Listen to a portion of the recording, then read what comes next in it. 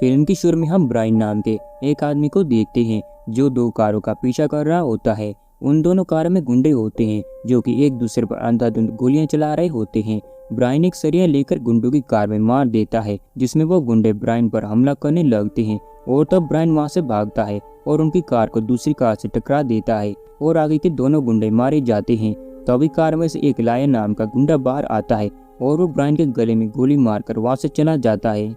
अगले सीन में ब्रायन को हॉस्पिटल में दिखाया जाता है, जहां ब्रायन की हालत काफी नाजुक थी। डॉक्टर ऑपरेशन करके उसके गले से गोलियां निकालते हैं। यहीं हम ब्रायन की पत्नी साया को देखते हैं, जो कि काफी परेशान होती है। हॉस्पिटल में ब्रायन से मिलने डिटेक्टिव डेनिस आता है और वो ब्रायन को चेक करता है, जो कि जिंदा होता है। फिर वो वहाँ अपना कार्ड छोड़कर चला जाता है। कुछ दिनों बाद ब्रायन को होश आता है और वो अपनी पुरानी जिंदगी में वापस आने की कोशिश करने लगता है, जिसमें उसकी पत्नी साया भी उसकी मदद करती है। वो शीशे के सामने खड़े होकर बोलने की कोशिश करता है, लेकिन वो बोल नहीं पाता क्योंकि गोली लगने से उसकी आवाज चली गई होती है। कुछ दिनों बाद ब्रायन की हालत थोड़ी ठीक हो जाती है और अब उसे हॉस्पिटल से डिस्चार्ज कर दिया जाता है। घर आने पर ब्रायन अपने मरे हुए बेटे को याद करने लगता है और उसे याद करके काफी दुखी होता है। उसे न्यूज़पेपर से पता चलता है कि गैंगवार के बीच एक मासूम बच्चे की जान चली गई और यहाँ हमें पता चलता है कि वो बच्चा ब्रायन का ही था। ब्रायन अब अपने बेटे की यादों में खो जाता है। घर की हर चीज में उसे अपना बेटा नजर आता है और वो उसे याद करके काफी रोने लगता है। ब्रायन दुखी हो जाता है और वो अब दारू पीना शुरू कर देता है। साया काफी दुखी हो जाती है और ब्रायन की जिंदगी ऐसे ही गुजरने लगती है, जिसमें साया और ब्रायन अब मोबाइल में बात करते हैं क्योंकि ब्रायन अब बोल नहीं पाता। एक दिन ब्रायन अपने बेटे के कमरे में जाता है और रूम में उसके खिलौने बिखरे हुए देखता है। वो अपने बेटे के बेड में लेट जाता है और उसे याद करके रोने लगता है। ब्रायन अब बाहर आता है और उस दिन को याद करने लगता है जिस दिन उसके बेटे की मौत हुई थी। उस दिन ब्रायन अपने बेटे के साथ खेल रहा था और साया उनकी वीडियो निकाल रही थी, लेकिन इसी बीच दो गुंडों की गाड़ियां गोलियां चलाते हुए वहां पर आ गई। ब्रायन अपने बेटे को बचाने की काफी कोशिश करता है, लेकिन तब भी एक गोली उसके बेटे को लग जाती है और वो मारा जाता है। ब्रायन अब अपने बेटे की यादों से बाहर आता है। वो टेबल से शराब की बोतलें हटाकर अपना टूल बॉक्स निकालता है कि तभी ब्रायन को डिटेक्टिव डेनिस का कार्ड मिलता है और वो उससे मिलने हेडक्वार्टर जाता है, जहाँ पर डेनिस नहीं होता। ब्रायन डेनिस का वेट करने लगता है, लेकिन तभी वो सभी गुंडों की लगी हुई फोटो को देखता है और साथ ही में उस गुंडे की भी जिसने कि ब्रायन को गोली मारी थी। वो अपने फोन से सभी गुंडों की फोटो खींचता है और डेनिस से बिना मिले ही वहां से निकल जाता है। घर आकर वो गुंडों की फोटो को बोर्ड पर लगाता है और उन सभी को मारने के लिए अगले क्रिसमस के दिन को चुनता है। ब्रायन के सिर पर खून सवार था और वो अब अपने बेटे के कातिलों को मारना चाहता था। वो अब वीडियो में देखकर लड़ना सीखता है और अपने शरीर को फिट रखने के लिए वर्कआउट करने लगता है। ब्रायन की ऐसी हरकतें देखकर साया परेशान हो जाती है। ब्रायन अब गन चलाना सीखने लगता है और इलीगल तरीके से अपनी यूज के लिए गन भी खरीदता है। ब्रायन अब पूरा दिन पुलिस के उन गुंडों के बारे में न्यूज सुनता है। सारा ब्रायन की ऐसी हरकतों को देखकर दुखी हो जाती है और वो घर छोड़कर चली जाती है और ब्रायन उसे रोकता नहीं और अपनी प्रैक्टिस जारी रखता है। और ऐसे ही कुछ महीने बीत जाते हैं। ब्रायन अब लाया के अड्डे पर नजर रखने लगता है, जहाँ पर कि वो अपनी गर्लफ्रेंड के साथ रहता था। ब्रायन अपने आप को कार चलाने के लिए भी तैयार करने लगता है और अब ब्रायन गन चलाने में भी एक्सपर्ट बन जाता है। एक दिन ब्रायन मॉल में सामान खरीदने जाता है, लेकिन तभी वो वहाँ पर लाया को देखता है। ब्रायन उसे मारने के लिए चाकू निकालने लगता है, पर वो देखता है कि लाया के पास बहुत सारे बच्चे हैं, इसलिए वह उसे कुछ नहीं करता और अपने घर में आकर इंसान पर चाकू चलाने की प्रैक्टिस करने लगता है। अब थैंक्सगिविंग का दिन भी आ जाता है। उसी रात ब्रायन चुपके से लाया के घर में घुस जाता है और जब लाया का भाई विलो ब्रायन को देखता है तो ब्रायन उसे मारकर बेहोश कर देता है और उसे अपने घर में लाकर बांधकर टांग देता है। ब्रायन बिल्डिंग मास्क पहनकर आता है और विलो को बहुत मारता है, जिसके बाद उसके सामने दो कागज रखता है जिसमें उनके गैंग के बारे में सारे सवाल होते हैं और उन सभी के ब्रायन को जवाब चाहिए थे, लेकिन विलो उसे जवाब देने से मना कर देता है, जिस पर ब्रायन उसकी फिर से धुलाई करता है और उसके हाथ में पेन देता है, पर विलो उसका जवाब नहीं देता और ब्रायन पर ही हमला कर देता है। दोनों के बीच में खतरनाक फाइट होती है और अंत में ब्रायन उसे मारकर बेहोश कर देता है।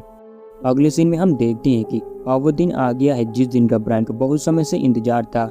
वो बुलेट प्रूफ जैकेट पहनता है और अपनी हथियार तैयार करता है और अपनी पत्नी को उसके पेड़ से घर देकर काफी खुश होता है। यहाँ से वो सीधे कब्रिस्तान जाता है और अपने बेटी की कब्र में बैठकर उसे याद करने लगता है। फिर हम देखते हैं कि डेनिस के घर के बाहर ब्रायन विलो को छोड़कर जाता है और साथ ही में एक कार भी होता है जिसके पास पेन ड्राइव थे, जिसमें लाया के सभी गुंडे और उसके सभी इलीगल कामों की इंफॉर्मेशन थी। दूसरी तरफ ब्रायन आगे बढ़ता है, तभी उसे रास्ते में कुछ गुंडे दिखाई देते हैं जो कि एक लेडी को चढ़ रहे थे। ब्रायन उन सभी गुंडों को अपनी कार से उड़ा देता है।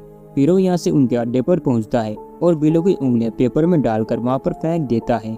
अब पुलिस भी यहाँ पर हमला कर देती है और ब्रायन सभी पर नजर रख रहा था। तभी वह देखता है कि वहाँ पर एक पुलिस ऑफिसर होती है जिसको की गोली लग जाती है और ब्रायन उसे बचाने जाता है और इसी बीच एक गुंडा ब्रायन की वीडियो बना लेता है। ब्रायन एक एक करके सभी गुंडों को मारता है और उस पुलिस ऑफिसर को बचाने लगता है, लेकिन उस ऑफिसर को गोली लग जाती है और वहीं पर मर जाती है। अब गुस्से में ब्रायन उस वीडियो बनाने वाले को कार से उड़ा देता है, फिर उसका मोबाइल लेकर उसे गोली मार देता है और ये सब लाया भी अपने मोबाइल से देख रहा होता है और वो अपने दूसरे भाई लुइस को ब्रायन को मारने के लिए भेजता है। अब लुइस ब्रायन का पीछा करने लगता है और वे उसे ढूंढ लेता है और दोनों एक दूसरे पर गोलियां चलाने लगते हैं। ब्रायन उसकी गाड़ी को ठोक देता है और वो देखता है कि बाइक में भी गुंडे उसका पीछा कर रहे हैं।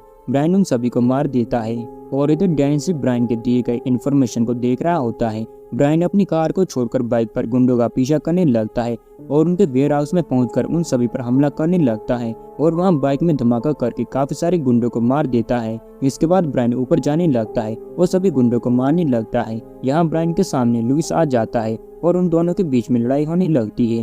तभी वहाँ पर डिटेक्टिव डेनिस भी आ जाता है। आखिरकार ब्रायन लुइस को उसी की गन से खत्म कर देता है और इस तरफ डेनिस पर भी गुंडे हमला कर देते हैं, लेकिन डेनिस उन सभी को परलोक भेज देता है। यहाँ उसे ब्रायन मिलता है। तभी लाया की गर्लफ्रेंड उन पर गोलियां चलाने लगती है, लेकिन ब्रायन पीछे से आकर उस पर गन तान देता है, लेकिन वो उस पर गोली नहीं चला पाता, जिसका फायदा उठाकर वो ब्रायन को गोली मारती है और वो डेनिस को भी गोली मारती है।